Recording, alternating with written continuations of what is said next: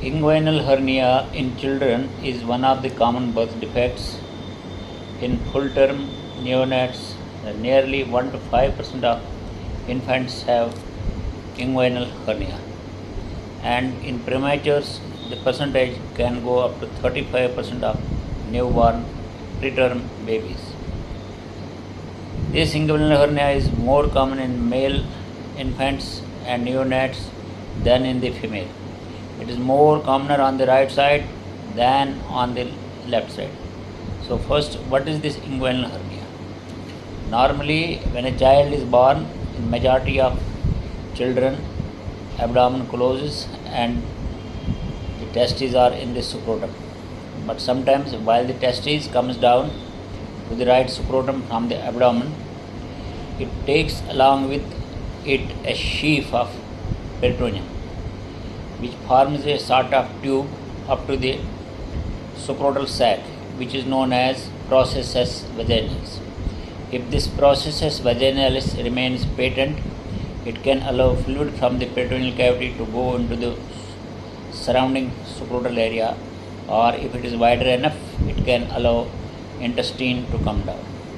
So in the former case, when the opening is narrow, it is known as hydrocele, and in the later case, when intestine comes down, it is known as inguinal hernia. So same applies in the females, but since it is more common in the males and more common in the right side, let us see what is the treatment. Once this is suspected, parents should watch the inguinal area and scrotal area of the newborn.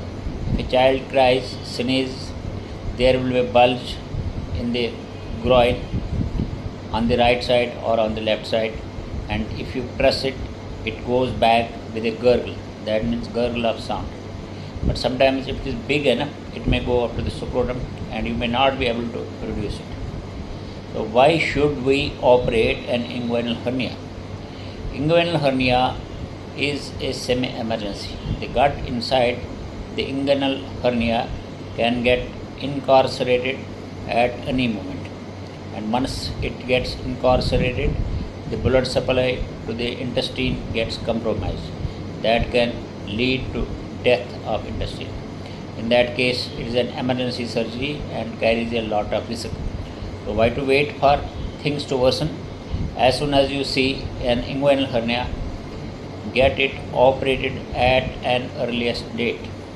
Sometimes inguinal hernia in male children is associated with undescended testes on that particular side. So in that case, both testes as well as inguinal hernia have to be tackled simultaneously.